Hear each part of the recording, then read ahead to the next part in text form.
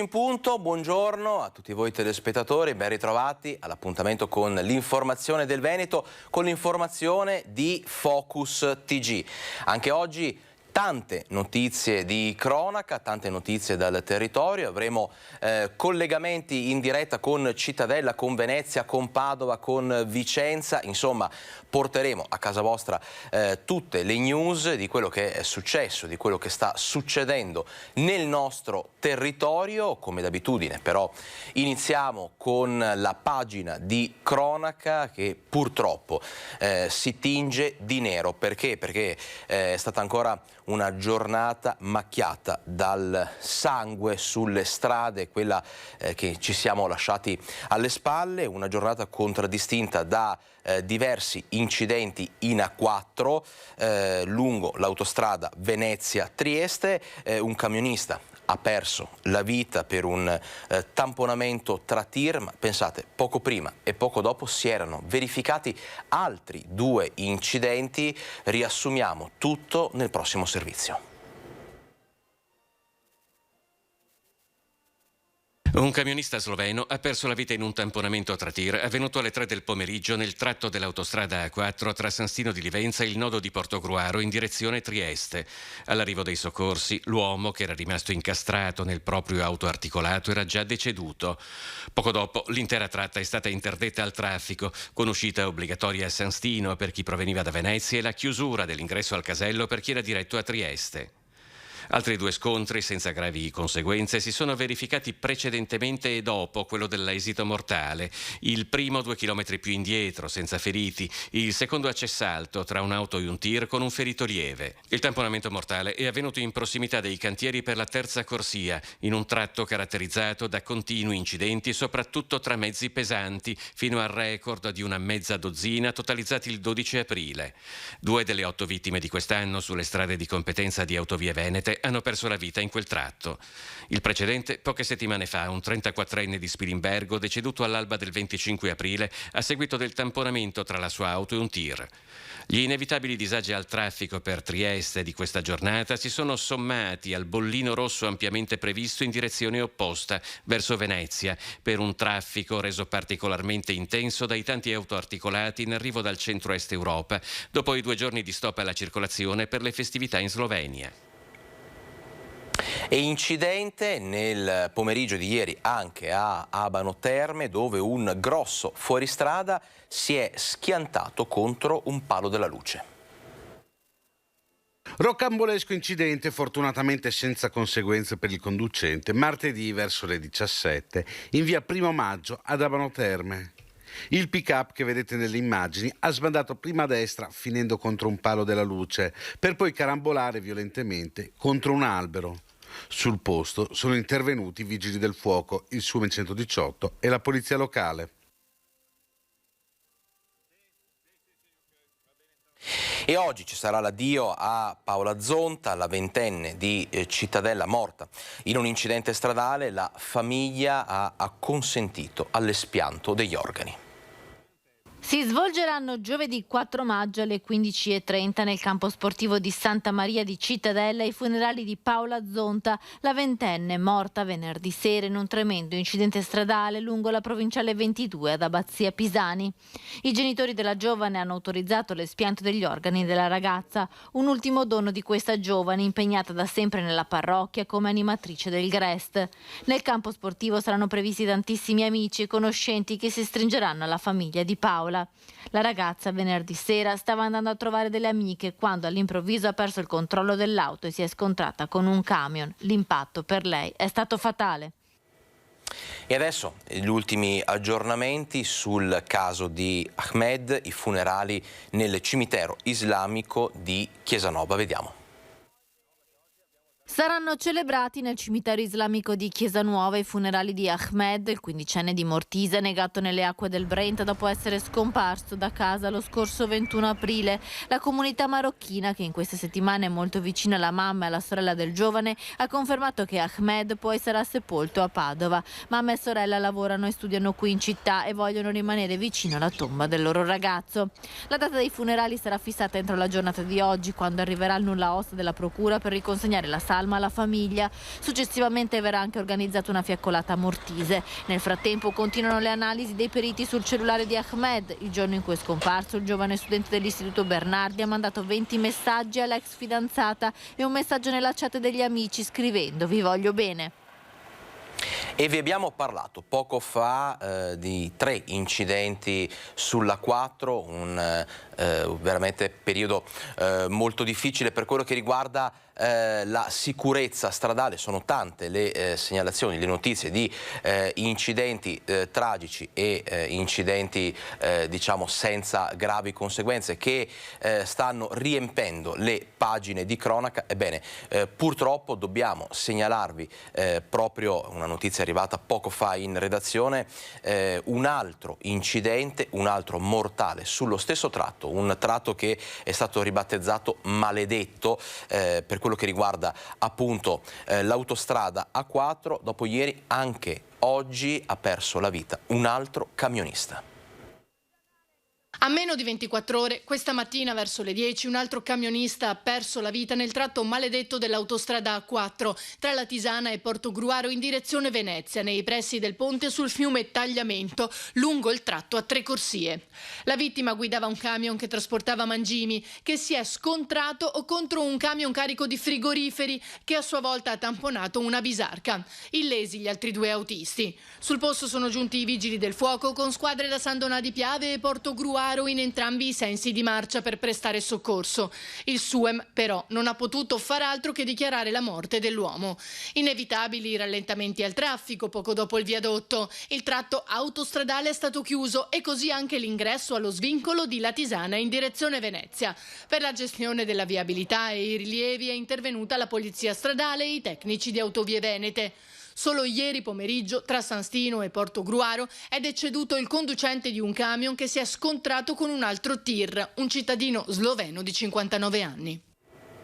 E proprio nella giornata di ieri, nell'edizione di Focus TG di ieri, abbiamo parlato di un tavolo aperto in Regione per andare a sensibilizzare, a intervenire in maniera concreta sulla sicurezza del lavoro, perché sono già 13 le vittime, le morti bianche in Veneto da inizio anno, quindi persone che hanno perso la vita sul posto di lavoro. Ebbene, ieri ennesima tragedia a Scorzè, dove un 72enne del posto è rimasto schiacciato dal suo trattore.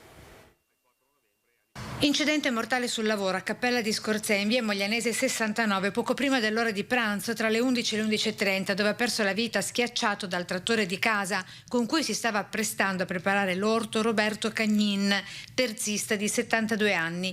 A soccorrerlo per prima la moglie, Lucia, con la vicina di casa richiamata dalle urla disperate della sua richiesta di aiuto. Il trattore lo ha spento su moglie, perché mi non posso stare con su moglie.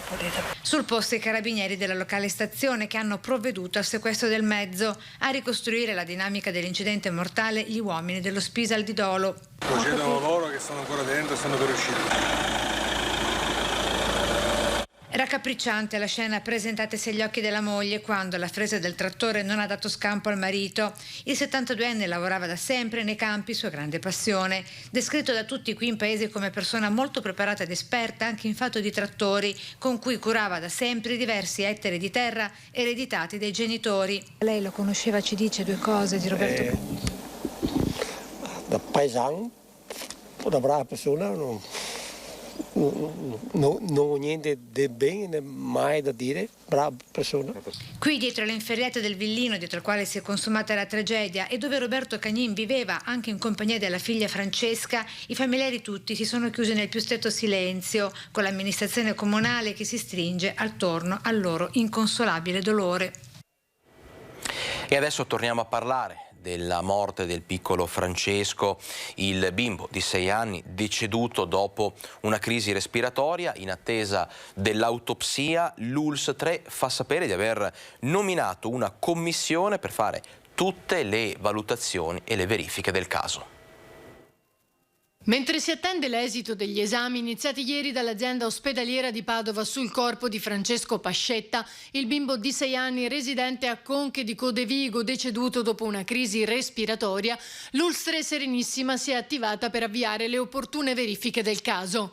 Francesco infatti si era presentato al pronto soccorso di Chioggia col papà e la mamma sia mercoledì 27, giorno in cui si è scoperta la positività al Covid, che il giorno seguente.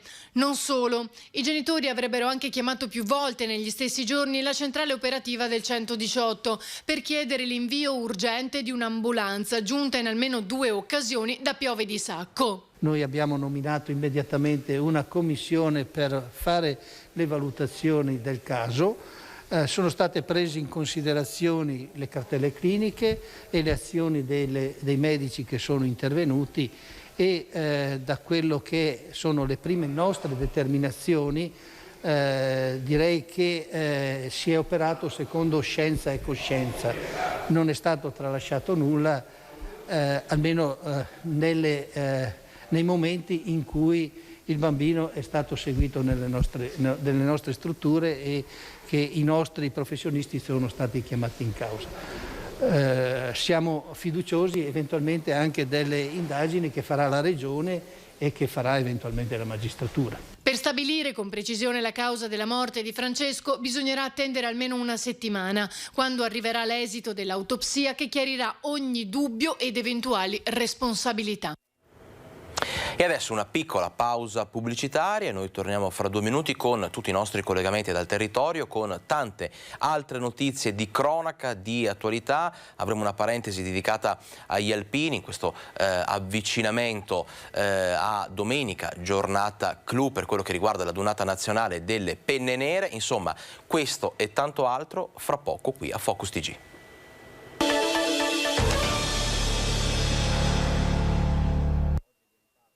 Una polizia economico-finanziaria.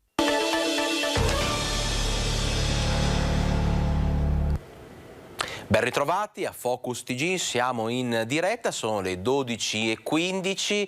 Ebbene, continuiamo con la cronaca, ci spostiamo adesso nel Trevigiano per raccontarvi la vicenda di una donna arrestata che è stata poi scarcerata, torna a rubare, la polizia la blocca nuovamente e riesce a intercettarla, scoprendo che poi la ladra in questione era destinataria del reddito di cittadinanza. Vediamo. Lo scorso 15 aprile la squadra mobile di Treviso l'aveva arrestata in flagranza subito dopo aver rubato nel parcheggio sotterraneo di un ipermercato di Susegana la borsa dall'auto di un'anziana mentre questa era intenta a caricare in bagagliaio la spesa. Dopo la convalida dell'arresto la donna era stata dapprima condotta nel carcere di Venezia, successivamente scarcerata con l'applicazione dell'obbligo di dimora a Trevignano. Gli agenti della mobile però nei giorni successivi avevano continuato a monitorarla fino allo scorso 25 aprile quando la donna è stata sorpresa fuori dal comune in cui era domiciliata. Un successivo controllo ha permesso alla polizia di accertare che aveva anche appena commesso un furto in un negozio di abbigliamento a Treviso. A quel punto è scattata l'immediata segnalazione da parte dell'ufficio investigativo all'autorità giudiziaria che ha disposto nei suoi confronti la custodia in carcere. Un ulteriore accertamento ha portato alla luce che la stessa risultava essere titolare del reddito di cittadinanza. La squadra mobile ha quindi provveduto ad informare l'INPS per la revoca del sussidio. E come vi avevo promesso, adesso c'è un collegamento in diretta con la nostra collega Sharon Di Carlo da Cittadella, perché c'è un'importante inaugurazione, ma ci racconta tutto sul posto direttamente la nostra collega. Buongiorno Sharon, a te la linea. Buongiorno Alex, buongiorno a tutti i telespettatori. Come vedete oggi siamo a Cittadella, nel centro storico di Cittadella in via Roma, perché si inaugura la caserma delle Fiamme Gialle. Tantissimi ospiti, tante anche autorità, e a proposito di autorità siamo qui in compagnia del colonnello. Buongiorno colonnello, buongiorno colonnello Esposito. Allora, oggi è un giorno di festa ma anche un giorno di ricordo. È un giorno di ricordo perché oggi, oltre a inaugurare la caserma, l'abbiamo anche intitolata a un nostro finanziere, il sottobrigadiere Giulio Bonetto, originario di Campodarsego, che è scomparso prematuramente all'età di 41 anni perché deportato il 2 maggio del 1945 dalle truppe titine dalla caserma di via Campomarzio di Trieste e insieme ad altri 96 finanzieri. Si presume che sia stato poi ovviamente gettato nelle foibe di Basovizza e quindi il 10 di febbraio, come sapete, viene anche commemorato questo momento che è stato triste, una triste pagina della storia italiana, per ricordare ovviamente le foibe e quindi le vittime delle foibe.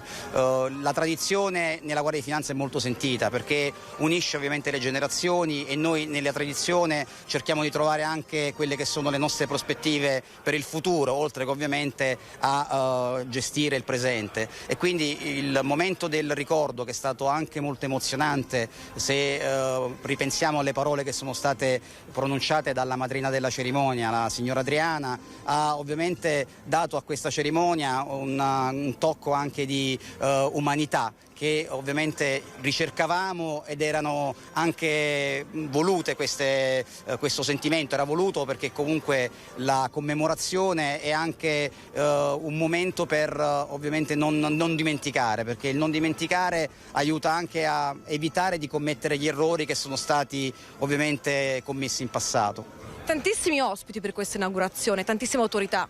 Tantissime autorità, sono intervenute tutte le autorità civili e militari della provincia di Padova e anche dell'amministrazione comunale di Cittadella e degli stessi comuni che rientrano nella circoscrizione di competenza della compagnia di Cittadella, quindi questa è l'ennesima dimostrazione che c'è grande vicinanza e affetto verso la Guardia di Finanza che io qui ho l'onore di rappresentare nella provincia di Padova. L'inaugurazione è terminata con l'inno. L'inno nazionale ovviamente ricorda il canto degli italiani, il momento in cui noi tutti ci identifichiamo ovviamente nello nostro Stato. Non dimentichiamoci che come appartenenti alla pubblica amministrazione, quali forze dell'ordine, siamo servitori dello Stato e quindi non poteva che terminare così un evento di così alto valore simbolico. Soprattutto in un momento così delicato, in un momento di ripartenza. Un momento di ripartenza dove il lavoro per la nostra istituzione non manca, soprattutto per cercare che ovviamente venga salvaguardata l'economia sana a fronte di aggressioni da parte della criminalità economica, che comunque è un cancro che è comunque presente nel nostro tessuto economico e sociale. Grazie al colonnello Esposito. Se non avete domande, linea allo studio. E allora Sharon, noi ti lasciamo al tuo lavoro, ringraziamo la nostra collega Sharon Di Carlo per il collegamento, ringraziamo il colonnello Michele Esposito, comandante provinciale della Guardia di Finanza di Padova, per la sua disponibilità. Adesso noi continuiamo con la cronaca perché vi abbiamo raccontato di una ladra intercettata dalle forze dell'ordine proprio grazie al reddito di cittadinanza. Ebbene, continuiamo a parlare di truffe legate al reddito di cittadinanza perché ci spostiamo nel Vicentino. Sono scattate 19 denunce da parte appunto delle Fiamme Gialle per redditi legati appunto al reddito di cittadinanza percepiti illegalmente. Vediamo. Percepivano il reddito di cittadinanza senza avere diritto al sussidio. Per questo 19 persone sono state denunciate dalla Guardia di Finanza di Vicenza. I controlli delle Fiamme Gialle hanno portato a recuperare somme erogate per il sussidio pari a 205.000 euro. L'attività investigativa ha interessato tutta la provincia, in particolare Vicenza, Bassano del Grappa, Arzignano, Montecchio Maggiore, Marostica, Rosà, Breganze, Romano de Zelino, Cornedo Vicentino, Villaverla e Zugliano. Tra i denunciati anche alcuni nomadi residenti in un campo del Vicentino che avrebbero incassato 45.000 euro di contributo. Denunciata anche una donna che, incassati 11.000 euro di sussidio, avrebbe omesso di dichiarare che il marito era detenuto in carcere al San Pio X di Vicenza. Nei prossimi giorni la Guardia di Finanza proseguirà i controlli a contrasto dell'indebito accesso a erogazioni pubbliche e a prestazioni assistenziali a danno dei cittadini davvero bisognosi. E con una decisione che veramente non ha precedenti nei suoi 3 secoli di storia, oggi ci spostiamo a Venezia, il Caffè Florian rimarrà chiuso per protesta. Noi fra pochissimo ci collegheremo con il nostro collega Filippo Fois direttamente da Piazza San Marco, anche perché oggi è una giornata particolare proprio per Venezia, però cerchiamo di prepararci al collegamento e di introdurre il tutto guardando il prossimo servizio. Caffè Florian, se non ero, è uno dei più antichi del mondo. È la prima volta che c'è una chiusura per protesta con queste modalità. Sì, è la prima volta, sì. Sì, è la prima volta che succede, sì. Ma ritrovarci ad avere delle problematiche legate a palchi più o meno grandi, insomma, in piazza, ci può perdere abbastanza lavoro in un periodo in cui ci stiamo un po' risollevando. Fondato nel 1720, il Caffè Florian di Piazza San Marco è il locale più antico ancora in attività del mondo. In 3 secoli qui se ne sono viste parecchie, ma la chiusura per protesta, decisa di comune accordo da proprietà e dipendenti, non era ancora successa. Succede il 4 maggio 2022 e si tratta di una decisione presa a causa dell'estremo ritardo col quale il Comune di Venezia ha comunicato le date degli eventi e i progetti di montaggio e smontaggio di un palco a ridosso del locale. È stata una decisione abbastanza sofferta, perché noi comunque abbiamo sempre collaborato con i vari eventi che sono stati organizzati qui dal Comune di Venezia, insomma, ed altri qui nella piazza, però purtroppo siamo sempre stati avvisati all'ultimo momento. In una nota, lo storico locale sottolinea che impegnare la parte della piazza davanti al caffè per 10 giorni, senza coinvolgere tutte le parti in causa, ma semplicemente inviando le planimetrie definitive un giorno prima dell'inizio dei lavori, sottolinea un progetto studiato da tempo, al quale si è scelto di non dare possibilità di interazione alle parti interessate. Non è peraltro la prima volta che succede, specificano al caffè, ma evidentemente questa volta la misura è colma e soprattutto, non potendo garantire un servizio consono, dice la direzione, il 4 maggio il locale rimarrà chiuso. E allora, in attesa di collegarci da Piazza San Marco, stiamo perfezionando il collegamento perché insomma il nostro Filippo Fois sta raccogliendo attorno a sé voci e testimonianze proprio per raccontarci il tutto al meglio. Noi adesso andiamo un attimo in pubblicità, rientriamo subito con appunto il collegamento da Piazza San Marco, tante altre notizie, a fra poco.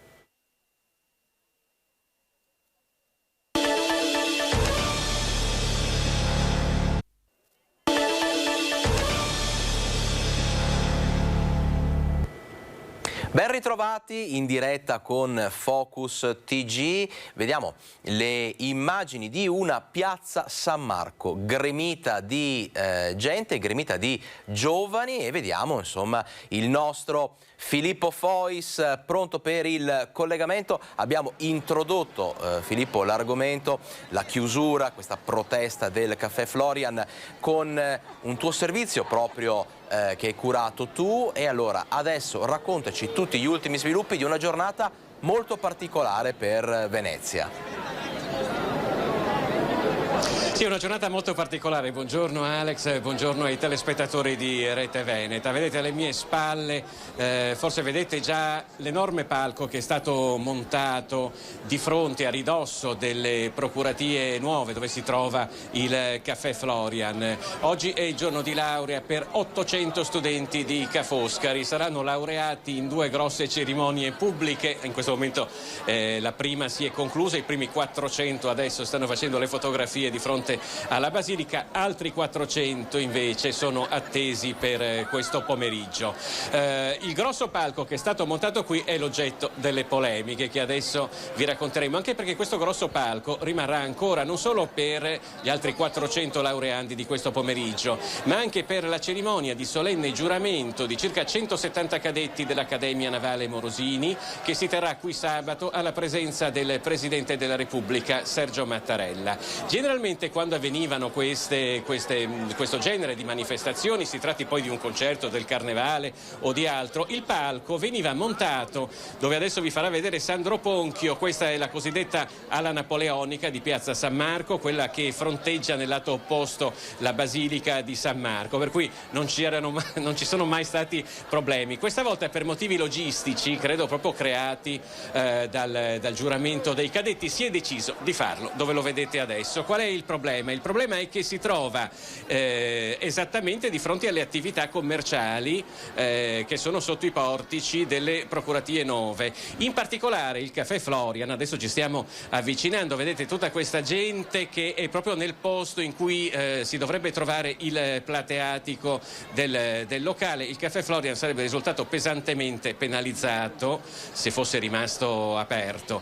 Allora, iniziamo a dire un paio di cose. Il Florian non è solamente il più antico caffè ancora in attività del mondo, è stato fondato nel 1720, è anche una grossa azienda, un'azienda con un centinaio di dipendenti, con un fatturato importante, che lamenta di essere stata avvisata proprio a ridosso del montaggio del palcoscenico, quindi non in tempo utile per poter organizzare la propria attività. Questo perché questo è la prima settimana di alta stagione a Venezia e il locale si era già impegnato per una serie di eventi, compresi anche i rinfreschi di laurea degli studenti che vedete qui. Tutti questi avvenimenti che erano stati organizzati nel corso della settimana sono dovuti essere annullati.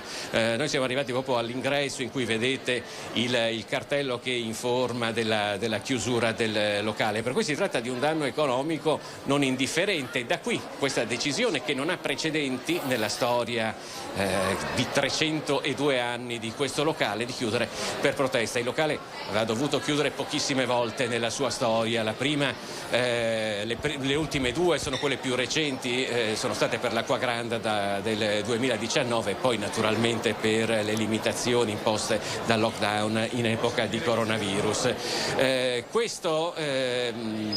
Questa chiusura avviene in un momento in cui la tensione è abbastanza alta qua in piazza, perché i locali, e qua adesso non si vede ma ci sono ancora molte saracinesche chiuse proprio per cessata attività, stanno adesso iniziando a riprendersi da quello che è capitato negli ultimi 2 anni, per cui si tratta di una decisione, quella della scarsa comunicazione da parte del comune, che è stata presa molto male, non solo dal Florian. Il Florian fa parte di un sodalizio che si chiama Associazione Piazza San Marco, che raccoglie tutti gli esercizi commerciali, gli esercizi pubblici, i ristoranti che si trovano nell'area marciana, che è l'area di Venezia, che lamentano, questo è un ente terzo riconosciuto, di non essere assolutamente stati fatti partecipi di quelle che erano le decisioni. Io devo dirti, Alex, che non ho più il collegamento con lo studio, per cui non ti sento più o meno credo di averti detto tutto, però. Esattamente, noi ringraziamo Filippo Fois e Sandro Ponchio per il loro collegamento. Effettivamente è stato detto tutto in maniera esaustiva e completa come sempre, quindi grazie al nostro collega. Quando abbiamo parlato di giornata storica per Venezia, in effetti insomma non abbiamo sbagliato, perché fra la chiusura del bar Florian e insomma la gioia degli studenti, per loro i laureati insomma della Ca' Foscari, è una giornata che rimarrà scolpita nella loro memoria, insomma una giornata appunto storica per la città lagunare. Torneremo poi a parlarne, perché insomma se ci saranno altri sviluppi noi ve li racconteremo. Adesso continuiamo con la cronaca, perché parliamo di truffe online. Ci spostiamo nel padovano, truffe online, dicevamo, la bella vita della banda, che adesso la cui storia veniamo a raccontare nel prossimo servizio, con tutti i soldi sottratti alle vittime. Vediamo. Sono state le cene costose a base di sushi e champagne in un locale giapponese di Mortise ad incastrare la banda di truffatori responsabili di decine e decine di truffe in tutta Italia grazie al sistema della sottrazione dei dati attraverso messaggi falsi da parte delle banche. I poliziotti della squadra mobile di Padova sono arrivati a Jacopo Bonollo, 25enne di Padova, ideatore della truffa, ora in carcere insieme a Bruno Zoia, 50enne di Vicenza, dopo alcune operazioni sospette effettuate con POS e con delle carte di credito clonate. Nell'operazione che ha sgominato la banda di truffatori online, altre 3 persone sono finite agli arresti domiciliari, un 49enne di Abano, un 44enne di Campodarsego e un 39enne di Stra, infine obbligo di dimora per una donna di 43 anni di Abano. Le accuse sono quelle di associazione a delinquere allo scopo di commettere truffe aggravate con indebito utilizzo e falsificazioni di strumenti di pagamento online. Inviavano degli SMS piuttosto che email alle vittime individuate e invitavano, li allertavano su su possibili situazioni di frode ai loro danni, invitandoli poi a cliccare su dei link che erano appunto allegati a queste mail e a questi SMS. Tramite questo sistema acquisivano fondamentalmente le credenziali di accesso alle varie home banking. Gli indagati truffavano le vittime in tutta Italia, alle quali venivano sottratti i dati relativi alle carte di credito attraverso messaggi che servivano per impossessarsi delle SIM telefoniche che poi venivano utilizzate per ricevere i codici delle operazioni di home banking o prelevando contante tramite gli sportelli bancomat. I soldi sottratti poi venivano spesi tra Padova, Vicenza, Venezia e Treviso per acquistare telefoni di alta gamma, gratta e vinci da reinvestire in bitcoin oppure ancora per la compravendita di droga. Ecco qualche consiglio per evitare di essere truffati. Non aprire in alcun modo allegati ad email o SMS che possano essere sospetti, anche laddove apparentemente hanno come intestatario del mittente la propria banca o diciamo il proprio istituto di credito. Aggiornare costantemente i propri software, quindi i browser, il proprio computer, il proprio telefono. E poi respingere mail e messaggi sospetti, aggiornare il PIN del telefono e della propria scheda SIM, controllare i movimenti dei conti correnti e denunciare subito se qualcosa non torna. E adesso parliamo di un furto in un'azienda a Segusino, ci spostiamo nel Trevigiano, ladri in un'azienda agricola che rubano tutto il necessario per l'irrigazione. Noi abbiamo raccolto la testimonianza della giovanissima titolare che in lacrime comunque racconta della solidarietà che ha ricevuto da tantissime persone. Per me è stato veramente un ostacolo grande, un muro che mi si è trovato davanti, quindi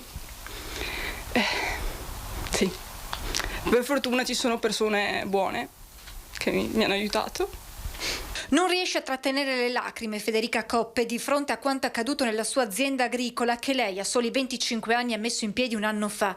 Un'idea nata in piena pandemia quando, racconta, avevo molto tempo per pensare e capire che il lavoro di commessa non era quello che avrei voluto fare per sempre e così ha deciso di destinare alcuni terreni di famiglia alla produzione di mirtilli americani e miele. Con l'esperienza e l'aiuto del padre ha aperto la sua azienda, un sogno che si realizzava ma che ieri mattina si è infranto di fronte alla porta del casone forzata. Ho tirato gli occhi al cielo, ho visto che i pannelli non c'erano più e quindi ho trovato che non c'era più niente di quello che farebbe funzionare tutto l'impianto di irrigazione per i mirtilli. I ladri hanno portato via tutto il necessario per far funzionare le pompe per l'irrigazione proprio nella stagione in cui i mirtilli vanno irrigati 3-4 volte al giorno. Praticamente avevo una batteria da camion da 100 ampere, un inverter che l'avevo appena cambiato perché l'altro non funzionava, che dava appunto modo di regolare il tutto, e i pannelli nel tetto che hanno accuratamente sbullonato e portato via. In questi giorni poi era stata completata la realizzazione del pozzo per il recupero dell'acqua, anche questo al momento inutilizzabile. Mi fanno il pozzo nuovo e non ho più l'impianto elettrico per usarlo.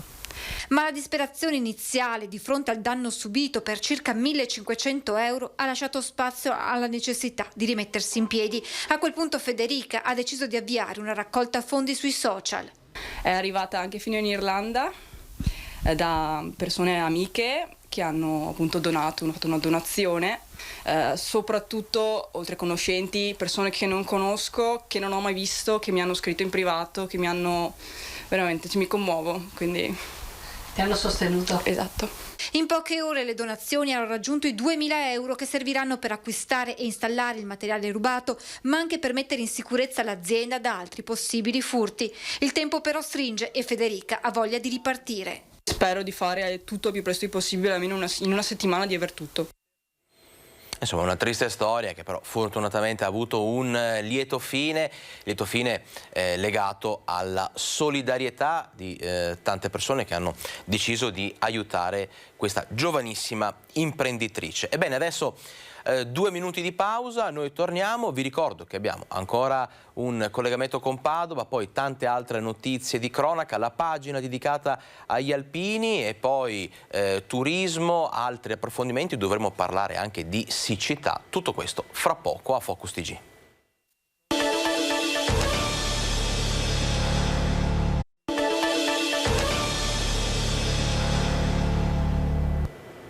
Ben ritrovati a Focus TG, siamo in diretta come sempre, come ogni giorno, sono le 12:43. Ebbene, continuiamo con la nostra pagina di cronaca ricca quest'oggi, perché adesso ci spostiamo a Valdagno per parlare di 2 arresti, 2 uomini arrestati mentre spacciavano cocaina in centro. Vediamo.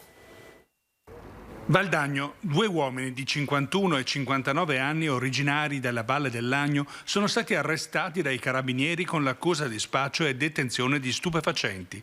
L'operazione che ha portato a cogliere i sospettati in flagranza di reato deriva dall'intensificarsi dei controlli dei servizi di prevenzione nel centro di Valdagno, che nell'arco di 2 mesi ha portato a notificare i vari provvedimenti, misure di prevenzione e DASP urbano in materia di stupefacenti.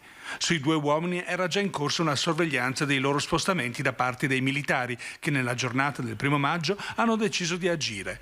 In via San Lorenzo hanno colto i sospettati mentre scambiavano 31 grammi di cocaina. Poco dopo sono scattate le perquisizioni nelle loro abitazioni. Nella cantina del 59enne sono stati rinvenuti 100 grammi di hashish e oltre 2.000 euro presunto provento dello spaccio, ben nascosti in alcuni borsoni. Al momento i 2 sono agli arresti domiciliari in attesa dell'udienza di convalida. E adesso una vicenda che ha seminato il panico a Roncade. Un 51enne ha sparato più volte in area, i carabinieri lo hanno fermato, lo hanno identificato, a terra c'erano ancora i bossoli, lui si è giustificato dicendo volevo spaventare degli animali. È uscito di casa armato di una scacciacani, poi nella mattinata ha iniziato a sparare sempre in aria. Il fatto è avvenuto a Roncade, tra le vie Trento e Trieste e della fabbrica San Cipriano. Panico fra i cittadini che hanno immediatamente allertato i carabinieri. Al 112 sono arrivate numerose segnalazioni. Sul posto sono giunte alcune pattuglie. I residenti hanno spiegato di aver udito diversi colpi e di aver notato poco dopo l'accaduto un individuo sospetto in sella ad una bicicletta allontanarsi dal luogo. È iniziata la caccia all'uomo. Dopo circa 2 ore fuori da una palestra è stata notata la 2 ruote descritta dai cittadini. L'uomo, artefice degli spari, stava tranquillamente facendo ginnastica dopo aver seminato panico in paese. Si tratta di un 51enne del posto che alla vista dei carabinieri ha consegnato spontaneamente l'arma. La pistola aveva ancora un colpo in canna mentre il serbatoio era vuoto. Fra l'altro all'esterno della palestra sono stati trovati altri bossoli, segno che il 51enne aveva continuato ad esplodere altri colpi. L'uomo ha ammesso di aver sparato in aria, volevo spaventare gli animali, si sarebbe giustificato. Arma e munizionamento venivano così posti sotto sequestro. Per l'uomo è scattata la denuncia all'autorità giudiziaria per i reati di procurato allarme e porto abusivo di armi o oggetti atti ad offendere. E adesso ci spostiamo a Padova perché anche ieri noi abbiamo parlato del decreto aiuti, abbiamo parlato dei 200 euro dal governo Draghi in sussidio proprio a determinate fasce di reddito. Insomma, parliamo di questo insieme alla nostra collega Valentina Visentina, a cui cediamo la linea. Sì, buongiorno Alex, cerchiamo di dare delle informazioni di servizio, perché come arriveranno questi 200 euro nelle tasche degli italiani? Parliamo di lavoratori, dipendenti ma anche autonomi e pensionati. Si sta cercando di fare chiarezza perché mancano ancora le circolari con le direttive ufficiali, ma un po' i sindacati hanno il quadro della situazione. Qui con me c'è Ilaria Volpato, che è la responsabile del CAF della CISL di Padova. Quello che conoscete, quello che sappiamo al momento, cosa ci permette di dire, che informazioni possiamo dare? Noi stiamo attendendo, come hai anticipato tu, la normativa e le direttive. Apprendiamo comunque che questo bonus verrà erogato attraverso il cedolino pensionistico per i pensionati e per i lavoratori attraverso il datore di lavoro. Attendiamo le norme. In ogni caso noi abbiamo fatto una stima della platea delle nostre persone che si sono rivolte al CAF CISL l'anno scorso per la dichiarazione dei redditi. 70.000 potrebbero essere le persone coinvolte. Noi siamo pronti, qualora il CAF venga coinvolto, con le nostre sedi, i nostri operatori in tutta la provincia di Padova e Rovigo, nelle nostre 30 sedi, ad aiutare le persone qualora il CAF fosse coinvolto. Ecco, questo noi apprendiamo oggi dalla norma. Ecco, avete sentito una misura, quella del governo, che soddisfa sia i cittadini, anche i sindacati, anche se insomma soprattutto per quanto riguarda il commento dei cittadini che abbiamo sentito ieri, qualcosina si poteva fare in più. Tuttavia insomma è comunque un provvedimento che i sindacati salutano con favore. Assolutamente con favore, è chiaro, noi pensiamo si poteva fare di più. In ogni caso questi è la possibilità per alcune persone di poter essere agevolate con questi 200 euro. Ecco, queste sono le indicazioni che vi possiamo dare al momento. Alex, ti restituisco la linea allo studio. Grazie Valentina Visentini, ringraziamo te e la tua ospite. Dicevamo, come giustamente ci avete riportato, che insomma questo decreto aiuti con i 200 euro di bonus destinati dal governo ad alcune fasce appunto di reddito è stato accolto positivamente da buona parte della popolazione, buona parte dei cittadini. Dai sindacati invece gli imprenditori, i piccoli, medi titolari di appunto aziende piccole o medie bocciano la direttiva del governo. Il decreto aiuti non basta, chiedono una vera e propria riforma fiscale. Noi abbiamo sentito, raccolto la loro voce nel prossimo servizio. Psicopatologia dell'economia quotidiana. Shock tanti, troppi per aziende, negozi, locali, attività produttive, dalle restrizioni della pandemia alla guerra, dalla crisi energetica alla carenza di materie prime. Il Consiglio dei Ministri approva il decreto aiuti con interventi per 14 miliardi di euro a favore di famiglie e imprese, ma Apindustria Confimi Veneto, senza tanti giri di parole, boccia il provvedimento. Dalle politiche che sono emerse in questi ultimi tempi, il giudizio sul governo è assolutamente negativo. O cambiano marcia o si rischia veramente di fare dei danni permanenti a questo Paese. Quindi così non va bene. Apindustria boccia il governo e il decreto aiuti, che prevede un contributo una tantum di 200 euro e solo per pensionati e dipendenti con redditi fino a 35.000 euro. Eppure la crisi è molto più larga e profonda e tocca le partite IVA, i liberi professionisti, gli imprenditori, i commercianti. La misura auspicata da Apindustria Confimi è invece l'abbassamento delle tasse sul lavoro. La misura delle tasse che abbiamo in questo Paese è la più alta dell'OCSE ed è veramente esagerata. Questo non va bene e lo vediamo dai dati economici e di crescita. Così non va bene, bisogna abbassare le tasse. Sui carburanti il governo rinnova il taglio di 30 centesimi delle accise fino all'8 luglio, un'altra misura comunque temporanea e non strutturale. Il caro energetico invece impone soluzioni tempestive, urgenti, anche perché il governo punta sull'indipendenza dal gas russo entro il 2024. Ma a me sembra più che altro veramente un obiettivo irraggiungibile. Io non riesco a capire, e molti come me, come sia possibile una cosa del genere, dopo che l'Italia ha rifiutato le trivellazioni per estrarre il proprio gas e ha rinunciato, ahimè, al programma di energia nucleare. Ci vuole un team quindi che può essere capitanato da un commissario per bypassare la burocrazia asfissiante che questo Paese, quale è attanagliato questo Paese, per agire più velocemente e risolvere alcuni problemi. Infine, per le aziende penalizzate dalle sanzioni alla Russia, il governo stanzia un fondo da 200 milioni di euro, ma solo nel Vicentino l'export con Russia e Ucraina vale molto di più. Sono sicuramente una goccia nel mare, ma è il tempo di fare una riforma fiscale che ci consenta anche di poter gestire momenti come questi, che non saranno purtroppo, credo, gli ultimi.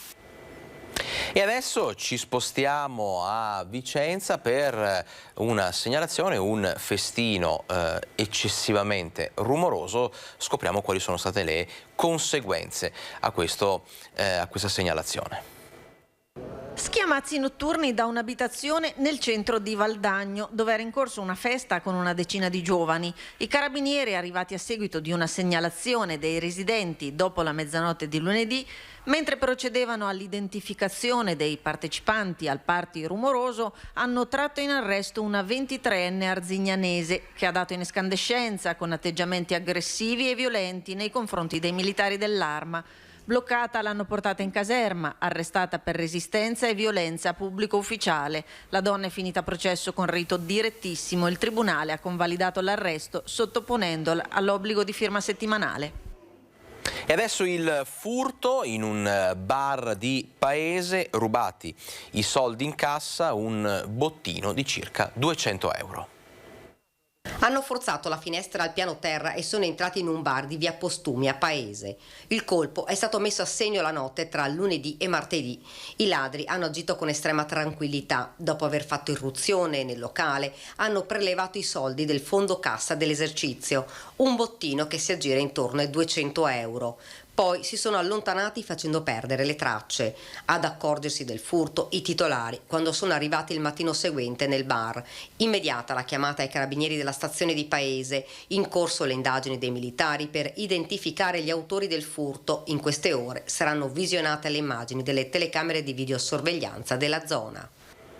E adesso la vicenda di un ecofurbo, è stato così ribattezzato perché gettava i rifiuti casalinghi all'interno di un cestino del parco. Identificato e sanzionato, è successo a Susegana. Ha gettato i rifiuti casalinghi in un cestino pubblico di un parco. È stato scoperto in centro a Colfosco di Susegana l'ennesimo ecofurbetto. La persona già identificata sarà presto contattata dall'ecovigilanza, non solo per la contestazione del caso, ma per la notifica della sanzione prevista. Ad incastrarlo lo scorso 9 aprile le immagini di alcune fototrappole installate dal comune.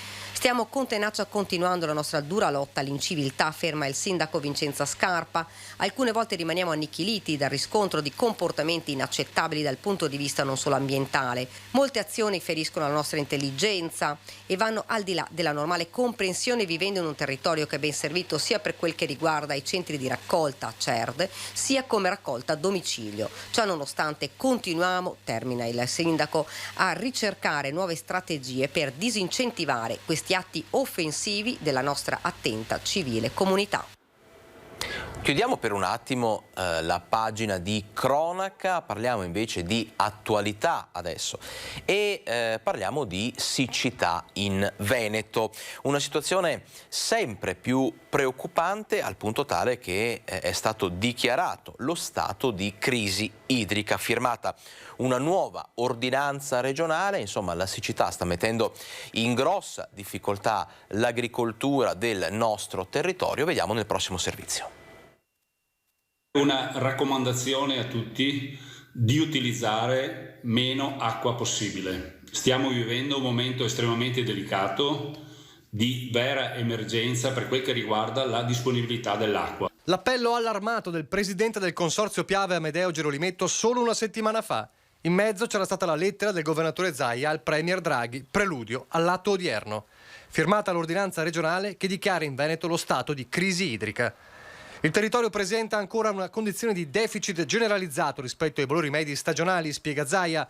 Piogge praticamente assenti nell'ultimo semestre, depositi di neve sempre più ridotti e portate delle maggiori aste fluviali con trend negativo. È evidente la necessità di iniziare a utilizzare l'acqua in maniera parsimoniosa, limitandone il consumo al minimo indispensabile. L'ordinanza valida da oggi individua le misure necessarie a fronteggiare la situazione. Nello specifico si dispone che tutti gli utilizzatori di acqua, in particolare gli operatori del settore agricoltura, tutti i soggetti che irrigano giardini e parchi e i titolari di concessioni a derivare si prodighino in ogni iniziativa necessaria per un uso parsimonioso e sostenibile della risorsa idrica. Cerchiamo di ridurre al massimo l'utilizzo dell'acqua sia negli orti che nei giardini, pur essendo collegati al servizio del sistema irriguo che noi abbiamo, proprio per riuscire a garantire la disponibilità d'acqua sia da un punto di vista di acqua potabile nelle falde, sia per quel che riguarda l'acqua per la produzione delle materie prime indispensabili, soprattutto in un momento come questo, per le aziende agricole, per produrre materie essenziali per la nostra vita di tutti i giorni. In particolare viene stabilito che i consorzi di bonifica diano priorità al servizio irriguo nelle aree dotate di impianti a maggiore efficienza irrigua, tenendo conto anche delle colture e della loro fase fenologica. Per fronteggiare le sempre più frequenti crisi idriche, conclude Zaia, auspico che quanto prima si convochi un tavolo tecnico di coordinamento tra l'autorità distrettuale, la Regione del Veneto e le province autonome di Trento e Bolzano per definire una gestione sovraregionale della crisi in atto, per affrontare in ogni suo aspetto e in maniera organizzata, congiunta e coordinata le problematiche connesse ai rilasci di risorsa idrica. Restiamo a parlare di siccità, in questo caso una siccità dovuta alla sospensione dei flussi irrigui per dei lavori straordinari, di straordinaria manutenzione nel Bassanese. Una scelta voluta da Enel proprio per far fronte a questi lavori, a queste manutenzioni straordinarie, che rischia di essere una vera e propria mazzata per tutta l'agricoltura del territorio. Tutto spiegato e raccontato nel prossimo servizio. Agricoltori e coltivatori del Bassanese lanciano l'allarme. Sono a forte rischio le produzioni estive di patate, zucchine, pomodori, melanzane, insalata e persino quelle da pianta da frutto. Un allarme che, considerata la situazione economica attuale e il periodo cruciale per le colture, assume le proporzioni di una vera e propria mazzata all'agricoltura locale. Epicentro del problema la zona relativa agli impianti pluvirrigui di Bassano, Spin e Sacro Cuore, che per interventi di manutenzione straordinaria ad opera di Enel non potranno essere alimentati fino al 15 maggio. È già il secondo anno che ad inizio della stagione irrigua ci ritroviamo senza acqua. Questo per noi è un problema veramente grosso, perché se questo venisse fatto nei mesi di minor necessità, mesi invernali, non ci sarebbe alcun problema.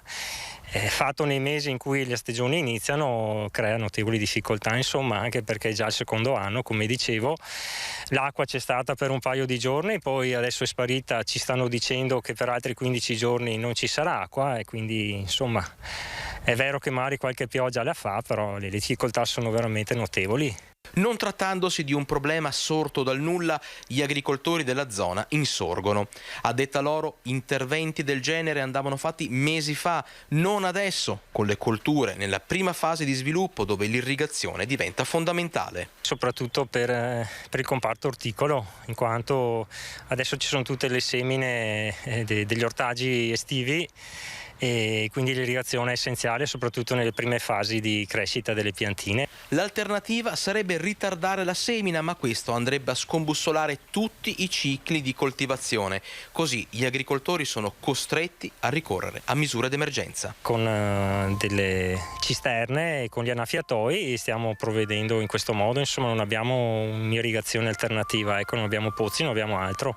Le immagini che vi mostriamo in esclusiva si riferiscono proprio ai lavori che Enel sta svolgendo lungo il canale da Cabarzizza all'altezza dello svincolo di Solagna. Dopo circa 6 mesi impiegati per l'adeguamento della centrale e dei canali, pare che il ripristino del flusso irriguo sia durato solo 3 giorni, dal 25 al 28 aprile, per poi essere interrotto.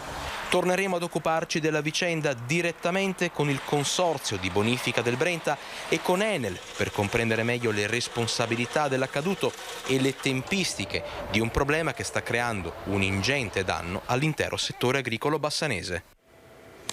E adesso l'ultimo break pubblicitario, quindi ci ritroviamo qui fra un paio di minuti con tante altre notizie di cronaca, di attualità, gli alpini, insomma un menù alquanto ricco fino alle 13:30. A fra poco.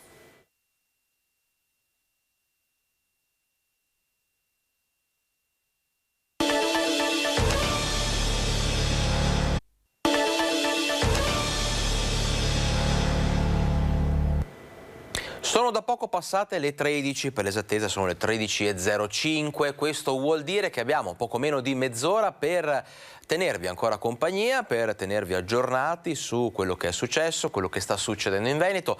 Per i nostri approfondimenti dobbiamo parlare degli alpini, dobbiamo parlare di turismo, dobbiamo parlare anche di sanità e a proposito di sanità ci spostiamo adesso a Torri di Quartesolo perché è stato fatto un nuovo passo, forse decisivo, forse risolutivo, verso la medicina di gruppo a Torri di Quartesolo. In settimana è previsto un vertice tra il sindaco e l'Ulsotto. Medicina di gruppo a Torri. Continua il cammino dell'amministrazione comunale per concludere la missione con l'obiettivo di allestirla al secondo piano dell'edificio di Via Venezia dopo lo spostamento della vaccinazione pediatrica. In settimana il vertice tra sindaco e Ulsotto. Per sentire l'ufficio tecnico dell'USL che interventi ci chiede sulla struttura, perché qualche intervento sulla struttura è necessario per adattarla all'organizzazione di 4 ambulatori. Tempi ancora da definire, l'auspicio è che si possa concludere entro l'anno. L'amministrazione si farà carico di ristrutturare gli spazi per renderli adeguati ad accogliere la sala d'attesa e gli ambulatori. Gli ambulatori sono già sostanzialmente pronti, c'è da adeguare l'ingresso e la sala d'attesa soprattutto. Quindi diciamo che non dovrebbero essere lavori strutturali importanti. Credo quindi che riusciremo a farli abbastanza velocemente. Il tutto anche con l'obiettivo di catalizzare alla medicina di gruppo nuovi medici di base, visto che a Torri di Quartesolo sono diminuiti da 8 a 5 nel 2021, lasciando scoperti 4.500 assistiti parzialmente riassorbiti, ma con disagi legati alla distanza. Difficoltà che i cittadini hanno sottolineato in più occasioni anche a Rete Veneta. L'abbiamo proposta perché sappiamo che i nuovi medici, specialmente appunto i medici giovani, cercano le medicine di gruppo, perché medicina di gruppo significa avere un'assistenza infermieristica, significa avere un call center che organizza la scaletta, insomma gli appuntamenti, per cui è una condizione molto più efficace rispetto a essere medici con il proprio ambulatorio.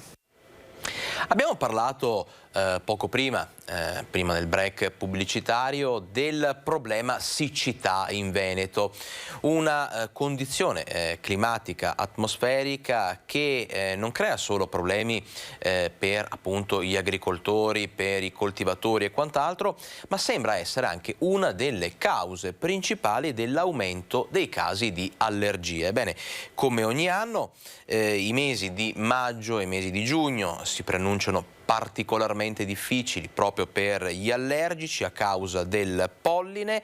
Vediamo tutto nel prossimo servizio. Siamo in piena allerta pollini e a dirlo, oltre che l'allergia di maggio, anche l'ARPAV che monitora e analizza costantemente la situazione sul territorio. L'allerta pollini inizia per quelle persone che hanno problematiche ad esempio di nocciolo, inizia già a gennaio-febbraio. Adesso siamo proprio nel culmine e vorrei anche fare, diciamo così, un piccolo intermezzo dicendo che noi nell'area adesso cominciamo a vedere dei piccoli fiocchi bianchi che sono diciamo così, come una lanugine. Ecco, questo non è polline, ma sono i cosiddetti pappi, cioè è il passaggio dopo il polline, è il seme o il frutto di alcune piante, quali salici, quali pioppi, che non danno reazione allergica di per sé. Allergia che quest'anno ha una concentrazione più alta della media stagionale a causa della scarsa piovosità. Quest'anno c'è stata una primavera particolare, con poche piogge, con giornate relativamente calde, con venticello. Sono tutti fattori che diciamo così favoriscono la presenza del polline in aria. e le piante hanno prodotto molto. C'è da ricordare anche che alcune piante, intervalli di anni, effettuano un fenomeno particolare che è l'effetto pasciona, proprio per perpetuare la specie, cioè vanno a produrre un'enorme quantità di polline. Ovviamente il polline arriva alla fecondazione, produce i semi, quindi perpetua la pianta. E adesso parliamo di lavoro, non solo lavoro stagionale, visto che comunque l'estate è alle porte. Il lavoro c'è, ma mancano i lavoratori. Questa è la denuncia di alcuni albergatori. La situazione, secondo loro, secondo ciò che è stato un po' raccolto nella Marca trevigiana, sembra essere paradossale, a tratti drammatica. La denuncia ai nostri microfoni di un albergatore è chiara. Lui dice: i giovani pretendono troppo, chiedono stipendi da 2.000 euro. Vediamo. Sono ragazzi molto giovani che dicono: ma io piuttosto che venire a lavorare per uno stipendio ordinario sto in NASPI oppure percepisco il reddito di cittadinanza e quindi chi me lo fa fare, domandando così per eventualmente venire a lavorare cifre spropositate, 2.000, 2.200, 2.400 euro al mese, che per qualsiasi imprenditore dopo una ripartenza come quella che c'è stata è assolutamente impensabile da poter dare. È una fotografia impietosa quella scattata da questo albergatore di Mogliano, titolare di una struttura 4 stelle con 40 stanze. Anche lui, come tanti colleghi, sta registrando un fenomeno preciso: la fuga soprattutto delle nuove generazioni dai lavori tradizionali e relativi stipendi. Stiamo parlando sì di stipendi che si aggirano intorno ai 1.200, 1.300, 1.400, 1.500 per un lavoro ordinario, insomma, come cameriere ai piani oppure receptionist oppure cameriere di sala. Preferiscono, a detta loro, stare a casa e percepirne 700-800 piuttosto che venire a lavorare e avere un impegno. Succede anche questo? Succede anche questo, purtroppo. Sì, è all'ordine del giorno. A pesare in molte strutture ricettive che ruotano su Venezia e aeroporti è paradossalmente la concorrenza della città lagunare, dove le proposte sono economicamente più allettanti, seppure stagionali, una guerra che rischia di diventare tra poveri. Venezia Centro, qui per l'Interland nostro, è veramente un problema, nel senso che le tariffe là sono chiaramente molto più alte e tuttavia secondo me anche loro stanno risentendo di questa problematica. 2 anni di pandemia poi hanno convinto tanti lavoratori rimasti senza prospettive a cambiare settore, una perdita di competenze che oggi con gli alberghi che tornano a riempirsi si sente. Taglio del cuneo fiscale e ammortizzatori sociali di nuovo conio potrebbero essere una soluzione. Il lavoro c'è, grazie a Dio, ce n'è tanto, si sta riaprendo bene, la gente ha voglia di stare insieme, ha voglia di muoversi, ha voglia di rivivere quello che viveva prima della pandemia, tuttavia adesso sta a noi rimboccarci le maniche e cercare di professionalizzare un settore che purtroppo è in decadimento. Adesso cambiamo argomento, ci spostiamo nell'area del Marosticense, insomma del Bassanese, un'area storicamente fragile dal punto di vista della sicurezza idraulica. La nostra collega Monica Smiderle ci racconta invece di un importante intervento che ha interessato il torrente La Valletta proprio a Marostica. Vediamo. Qui ci troviamo sul torrente Valletta, a Valle San Floriano, agli inizi. Dietro di me c'è la briglia grande di contenimento delle acque di Scolo, e dalla briglia praticamente l'acqua va in falda e risale a Ponte Campana. Oggi questo tratto di alveo in località Gorghi Scuri si presenta ripulito e sistemato, ma fino a poco tempo fa la situazione era ben diversa.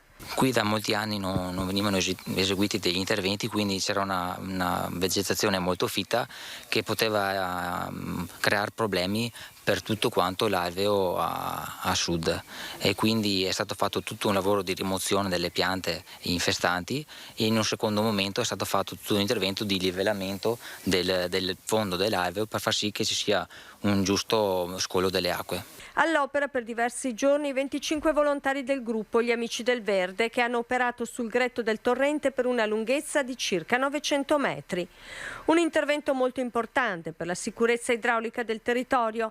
Quando piove molto, infatti, questa valle raccoglie l'acqua delle colline circostanti che scorre violentemente verso valle, mettendo a rischio le case e i residenti di Valle San Floriano. È una cosa sulla quale non intransigiamo, nonostante le critiche a volte perché interveniamo all'interno degli alberi e quindi abbattiamo le piante, ma prima di tutto c'è la sicurezza dei cittadini e ogni cosa viene fatta in piena collaborazione con i vari enti e con le giuste precauzioni, naturalmente per gli operatori e anche autorizzazioni. Qui è stato fatto un intervento importante, ma di fatto è il sesto di una lunga serie di interventi fatti soltanto sul Valletta con gli Amici del Verde, che hanno visto l'intervento dell'associazione in questi circa 7 chilometri di corso d'acqua proprio per la pulizia. Dopo la pedemontana veneta, parliamo di viabilità, il Ponte di Vidor è la principale opera viaria programmata in territorio trevigiano. Ebbene, proprio su quest'opera stiamo assistendo a una vera e propria spaccatura tra i comuni e Veneto Strade. Vediamo.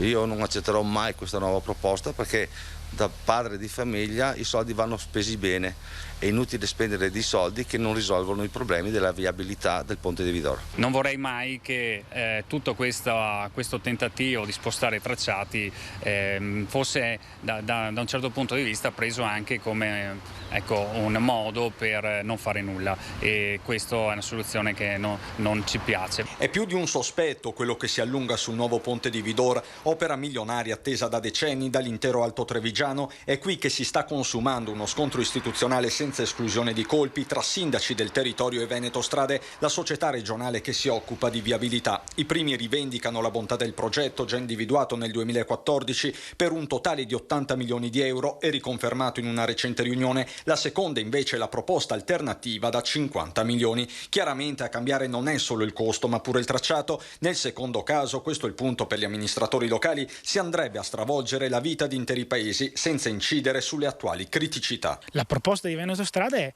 estremamente impattante sui centri urbani, in modo particolare su quello di Pederobba, e noi non intendiamo avallare nessun tipo di soluzione di questo tipo. C'è il forte rischio che ci sia un impatto su una parte del centro di Covolo che è inaccettabile. Per gli amministratori locali che non ci stanno a passare per cicale vanno prese in considerazione diverse variabili che incidono anche sui costi finali. I sindaci non hanno bocciato l'idea di un ponte che costa meno per tenersene una soluzione che costa molto di più, perché alla fine la nuova soluzione noi siamo andati a verificarla ed è inattuabile perché ci sono una serie di espropri da fare molto importanti e perché comunque ci sono una serie di vincoli su quel tracciato là. Il muro contro muro ha portato lo stesso direttore generale di Veneto Strade, Silvano Vernizzi, a scrivere una lettera finora rimasta riservata al presidente della provincia Stefano Marcon e all'assessore regionale ai trasporti Elisa De Berti perché prendano una posizione netta sulla vicenda. Per Vernizzi la proposta dei sindaci non è tecnicamente sostenibile ed è economicamente più onerosa. In attesa di riscontri si attende un rendezvous perché la storia infinita possa intravedere la fine. A breve ci sarà questo incontro con Veneto Strade, con tutti i comuni coinvolti da questo progetto che io definisco folle, perché se vogliamo risparmiare soldi e lasciare metà dei problemi ancora sul territorio è meglio non spendere neanche la metà dei soldi. Torniamo a parlare di sanità, ci spostiamo a Chioggia dove è nato il primo pronto soccorso dentistico. Un bambino è un paziente particolare quando si parla di odontostomatologia, perché è un bambino che ovviamente è un paziente che è carico di paure, di ansie, di angosce, la paura del dolore. Quindi avere un medico che è in grado di gestirlo in maniera adeguata e tempestiva è una cosa stupenda, veramente un'occasione d'oro. A Chioggia è nato il pronto soccorso dentistico. Oltre a curare le urgenze, eroga prime visite maxillofacciali e odontostomatologiche, prestazioni ambulatoriali di routine e consulenza per i pazienti dei reparti che ne necessitano, con monitoraggio di bambini e ragazzi in età evolutiva. Da oggi possiamo garantire un nuovo servizio come ospedale come ULSS per i cittadini chioggiotti e del territorio possiamo offrire un servizio di odontostomatologia specialistico che funziona praticamente H24, perché i bambini, io sono il primario della pediatria, i bambini che dovessero venire da noi per un problema urgente dentario possono rivolgersi al pronto soccorso centrale che poi li indirizza a questo ambulatorio. È un'opportunità per tutto il territorio dell'azienda e in questo caso questo territorio in particolare che non aveva un servizio completo in questo settore, nel settore dell'odontostomatologia, è stato colmato. L'ULSS prevede un afflusso di circa 4.000 pazienti l'anno. Massima attenzione anche nei confronti dei pazienti disabili che godono di una strumentazione odontoiatrica apposita per chi ha una disabilità motoria, con nuove poltrone dedicate che consentono il trattamento del paziente in carrozzina con sollevamento e inclinazione in massima sicurezza. Nasce dall'esigenza di rispondere all'utenza. L'algia odontoiatrica non è un'algia tanto facilmente sopportabile dal paziente, per cui è giusto che ci sia una risposta da parte di un ospedale, di una struttura.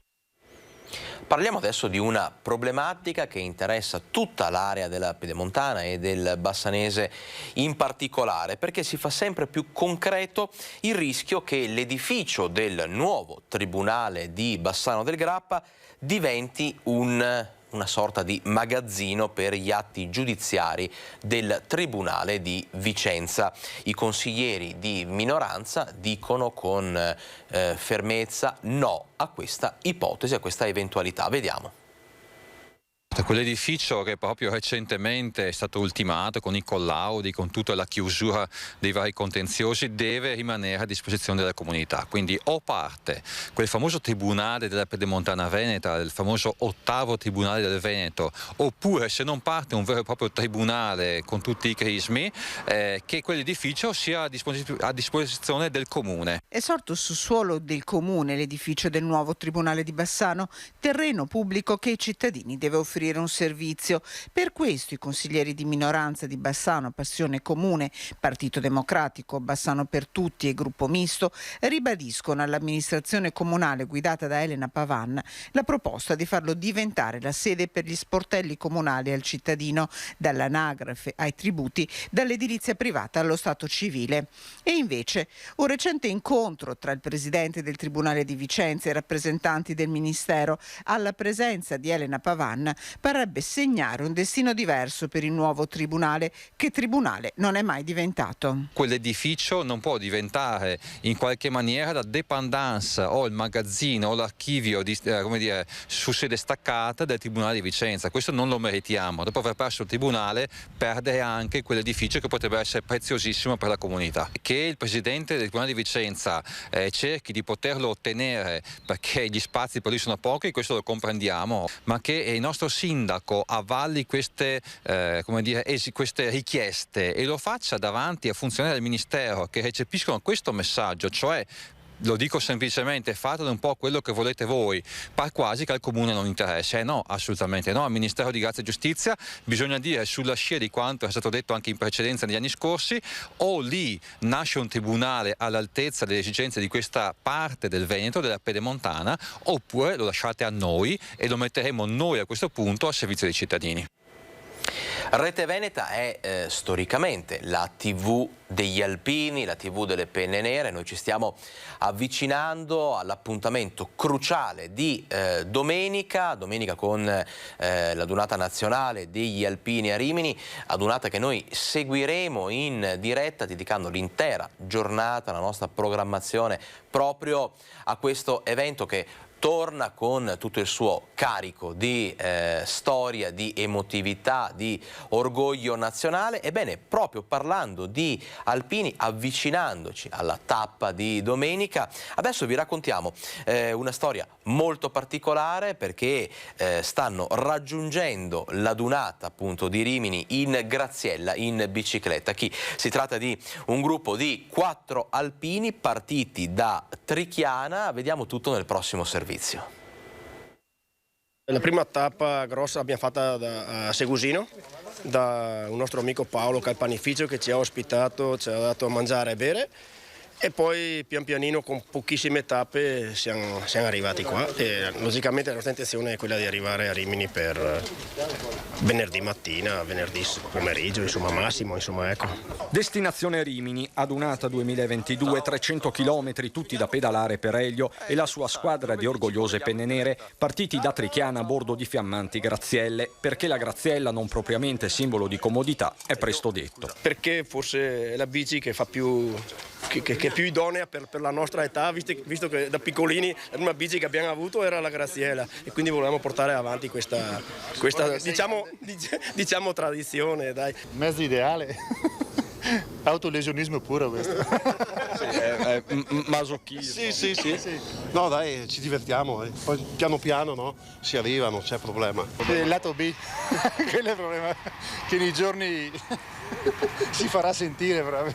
Ma gli alpini si sa, non si lamentano, questa è la settimana della goliardia e dell'amicizia. Leonardo da Bassano del Grappa è l'unico non bellunese del gruppo. Sì, perché quando facciamo le adunate siamo tutti vicini, facciamo belle amicizie e durature soprattutto. Arrivati a Mogliano lunedì sera è scattata una gara di ospitalità con il vice sindaco Copparoni che si è prodigato a trovare un letto, a salutarli con tanto di fascia tricolore anche il primo cittadino. Mogliano ha una grande tradizione di ospitalità nel tempo, da presidenti a celebrità, e oggi siamo ben felici di ospitare questa squadra di coraggiosi alpini ciclisti. Alloggiati in questo albergo a prezzo politico, 25 euro, il titolare ha deciso di devolvere la somma all'associazione Pesco. Per il resto è stata una festa, immancabili rifornimenti. Per il viaggio che devono fare è importante anche ogni tanto fermarsi e bere un goccino di quello buono di Val da Biadene. Per gli alpini, pip!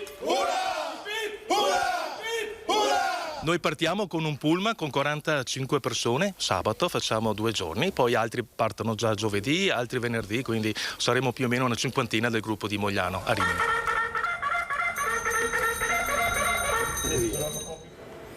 Si festeggia anche San Floriano, il patrono internazionale dei pompieri.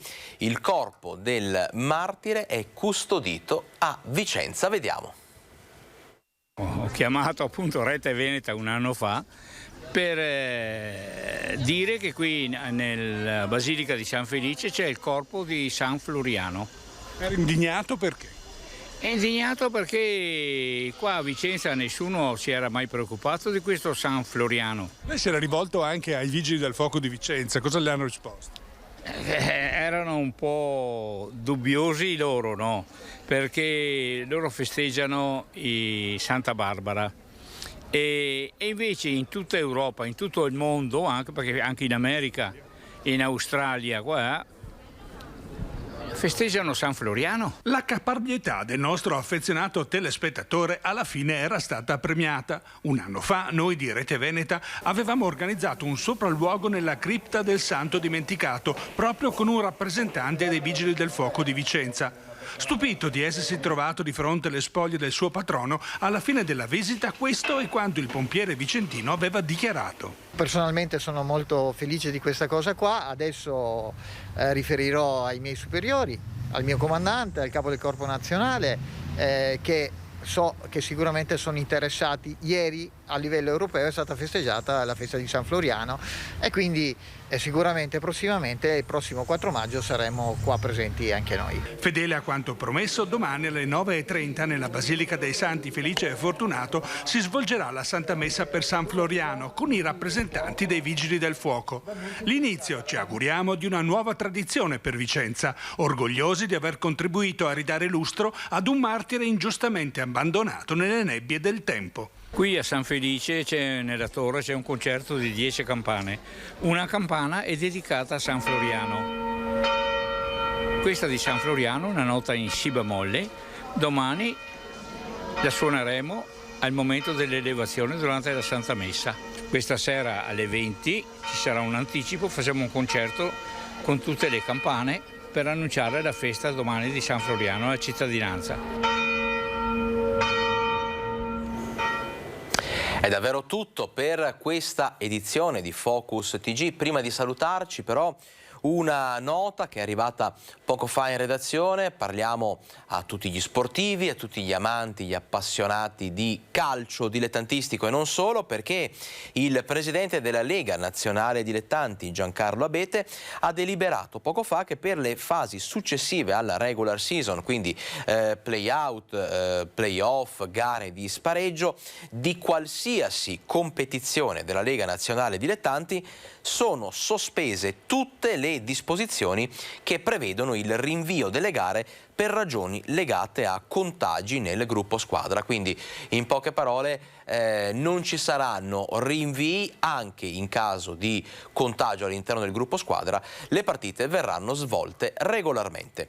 E allora adesso non mi resta altro che augurarvi una buona giornata e darvi appuntamento a domani ore 12 puntuali con un'altra edizione di Focus TG. Grazie.